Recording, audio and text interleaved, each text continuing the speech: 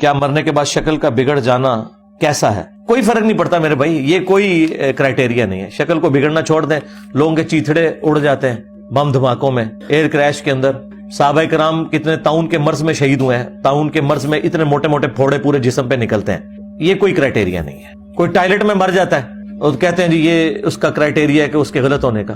اور اللہ کے بندو، ہارٹ فیل کسی جگہ بھی انسان کا ہو سکتا ہے. اگر قرآن و حدیث میں کہیں لکھا ہے پھر آپ ہمیں پیش کرو. یہ اس طرح کے جذباتی جملے نہ بولا کریں. آپ کی زندگی کا سب سے اہم سبق آپ نے کیا سیکھا ہے؟ میں نے تو میرے بھائی ایک ہی بات سیکھی ہے زندگی سے کہ آپ خدا کو سیریس لیں. اور یہ خدا کو سیریس لینا یہ ہے کہ خدا نے جو آسمان سے وحی کی شکل میں اپنے انبیاء کے ذریعے چیزیں نازل کی ہیں نا، آپ ان کی تلاش میں رہیں، ورنہ یہ بابے آپ کو جہنم میں پہنچا کے چھوڑیں گے.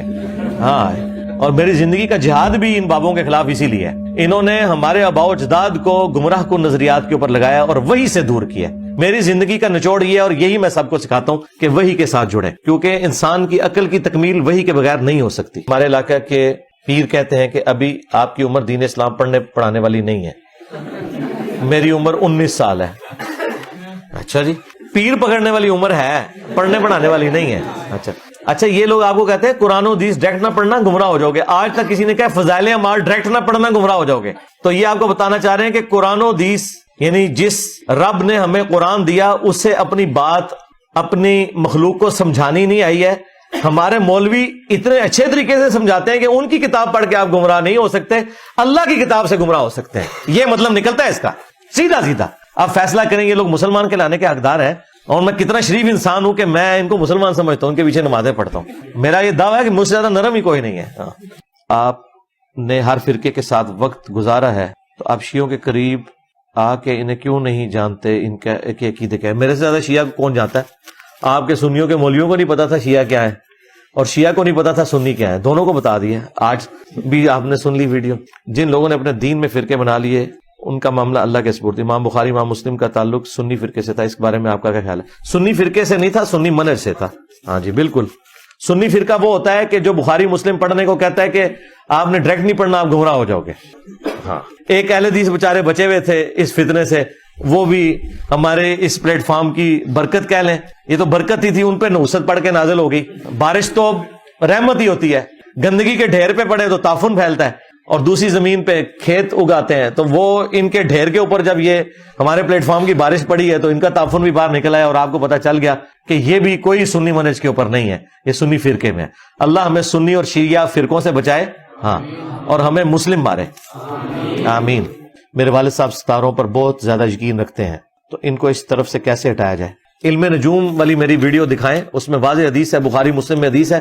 نبی الاسلام نے غزوہ خیبر کے موقع پر فجر کے بعد اپنے صحابہ کرام کو خطاب کیا اور فرمایا کہ جانتے ہو ابھی بھی تمہارے رب نے مجھ سے کیا کہا؟ تو صحابہ کرام نے کہا اللہ اور اس کا رسول بہتر جانتے ہیں. آپ ذرا یہ خوش نصیبی کا لیول دیکھیں. اللہ وقت پیغمبر سے بات کر رہا ہے، اور پیغمبر اس وقت کہہ رہا ہے کہ ابھی ابھی تمہارے رب نے مجھ سے ایک بات کی ہے. اور وہ یہ ہے کہ لوگوں نے دو حال پر صبح کی ہے. ایک وہ لوگ ہیں جنہوں نے کہا کہ یہ جو رات کو بارش ہوئی تھی یہ فلاں ستاروں کی چال کی وجہ سے ہوئی تھی.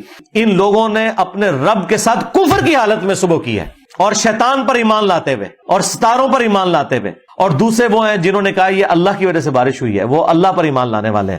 باقی جو علم نجوم ہے اس میں جو وہ والا پورشن ہے جو شیاطین سن کے ان کے کانوں میں نجومیوں کے ڈالتے ہیں، وہ پوری تفصیلات اس ویڈیو میں دیکھیں. علم نجوم اور انجینئر محمد علی مرزا لکھیں. نماز میں آیت کی ترتیب کیوں لازمی ہے؟ آیت کی ترتیب تو لازمی ہوگی، ظاہر ہے ایک آیت کو آپ آگے پیچھے کریں گے تو مطلب ہی کچھ اور بن جائے گا. میرا خیال آپ یہ کہنا چاہ رہے ہوں گے سورتوں کی ترتیب. ہاں، سورتوں کی ترتیب کوئی لازمی نہیں ہے. صحیح مسلم میں حدیث ہے، نبی علیہ السلام نے ایک دفعہ نماز پڑھائی، پہلی رکعت میں آپ صلی اللہ علیہ وآلہ وسلم نے سورہ نساء پڑھی، دوسری میں سورہ آل عمران پڑھی.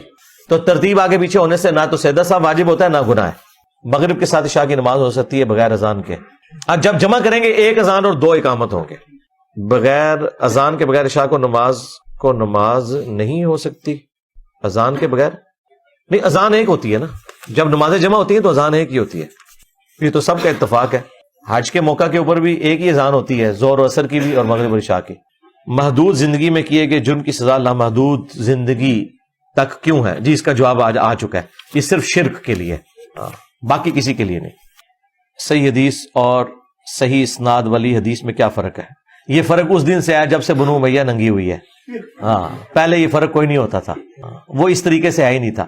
صحیح سند والی حدیث کو ہی ہم صحیح مانتے ہیں جب تک کہ جرا مفسر کسی حدیث کے اوپر نہ ہوئی ہو کہ اس کا متن غیر محفوظ ہے یا کوئی منکر روایت نہ ہو جائے. باقی جن روایتوں نے بنو امیہ کی منجی ٹھوکی ہے وہ صحیح السند بھی ہے اور صحیح المتن بھی ہے الحمدللہ. ایک صحابی نے اپنی گستاخ بیوی کو قتل کر دیا تھا، یہ پیش کرتے ہیں. اس کے اوپر میری آپ تفصیلی ویڈیو دیکھ لیں. اس طرح نہیں ہوتا میرے بھائی، یہ ایک روایت ہے، اس کے بھی اوپر بھی 2-3 روایتیں، ان کے اوپر صحت میں بھی اختلاف ہے، اور اس کا معاملہ یہ نہیں ہے. آپ گستاخ رسول کی سزا والی میری ویڈیو دیکھ لیں. اگر جنت جہنم کا فیصلہ قیامت کے بعد ہونا ہے تو نبی علیہ السلام نے واقعہ معراج پر کن لوگوں کو دیکھا تھا؟ نبی علیہ السلام کو اللہ تعالیٰ نے وقت میں ٹریول کر کے پہلی وہ ساری چیزیں دکھا دی تھی، اور دوسری چیز بخاری مسلم میں یہ بھی آیا کہ نبی علیہ السلام کو عذاب قبر دکھایا گیا، اور سورۃ المومن میں آیا کہ فرعونی صبح و شام آگ پر پیش کیے جاتے ہیں، اور جب قیامت کا دن آئے گا تو پھر وہ بڑے عذاب پر پیش کیے جائیں گے. تو یہ اس بات کا ثبوت ہے کہ ایک عذاب کی قسط مرنے سے لے کر قیامت کے دن تک بھی ہے. قبر جہنم کے گڑھوں میں سے ایک گڑھا ہے یا جنت کے باغوں میں سے ایک باغ ہے. تو عین ممکن ہے کہ یہ والا منظر دکھایا گیا ہو جو ان پہ برزخ کا عذاب ہو رہا ہے، اور عین ممکن ہے کہ نبی علیہ السلام کو بعد میں آنے والا وقت پہلے دکھا دیا گیا ہو. جس طرح کہ بخاری مسلم میں آتا ہے، نبی علیہ السلام نے کہا کہ میں نے خواب میں دجال کو دیکھا جو مدینہ شریف کے باہر چکر لگا رہا تھا، اندر تو داخل نہیں ہو سکے گا. تو حالانکہ وہ تو ابھی ظاہر ہی نہیں ہوا، نبی علیہ السلام کو قرب قیامت کا وہ وقت پہلے دکھا دیا گیا. تو ایسے ہو سکتا ہے، اللہ تعالیٰ کے لیے تو کوئی چیز مشکل نہیں ہے. کیا سائنس اور مذہب میں ہم آہنگی ہے؟ ہاں جی، کیوں نہیں ہے. اس کے اوپر میری کئی ایک ویڈیوز ہیں، ہدایہ وکٹری چینل پہ چلے جائیں آپ، ساری ویڈیوز موجود ہیں. جو اسٹیبلش فیکٹس ہیں وہ تو بالکل فٹ ان بیٹھتے ہیں. کیا پاکستان کا ہندوستان سے جدا ہو کر علیحدہ ہونا ایک غلط فیصلہ تھا؟ نہیں، کوئی غلط فیصلہ نہیں تھا. اس وقت کے جو سرکمسٹانسز تھے اس میں یہ بہت بڑی غنیمت تھی جو کچھ ہو گیا. ایک آئیڈیل جو سچویشن ہے وہ تو ظاہر نہیں ہو سکی، لیکن اس سے کم درجے کی جو چیز ہے وہ اب آپ دیکھ لیں. ہندوستان کے مسلمانوں کے ساتھ جو ظلم ہو رہا ہے تو وہ آپ کے سامنے ہے. بعض لوگ کہتے ہیں جی وہ ہمارے ساتھ مل جاتے تو ہماری تعداد زیادہ ہوتی. تینوں بھئی آپ بنگلہ دیش، پاکستان اور انڈیا کی آبادی ملا بھی لیں تب بھی آلموسٹ ہم سے دگنے ہیں اس وقت بھی ہندو. تو ڈیموکریسی کے پوائنٹ آف ویو سے پرابلم وہیں پہ ہی رہنا تھا. ہم نے کوئی تعداد میں زیادہ نہیں ان سے ہو جانا تھا. حکمران فاسق فاجر ہو تو اس کے خلاف مسلح یا غیر مسلح بغاوت کر سکتے ہیں؟ نہیں، مسلح بغاوت تو نہیں کر سکتے. آپ نے علمی طریقے سے معاملات کو لے کے چلنا ہے. مسلح بغاوت کرنے کا نقصان ہوتا ہے، اور نہ اسلام کو یہ مطلوب ہے جب تک کہ کفر واضح طور پر کسی سے نظر نہ آ جائے.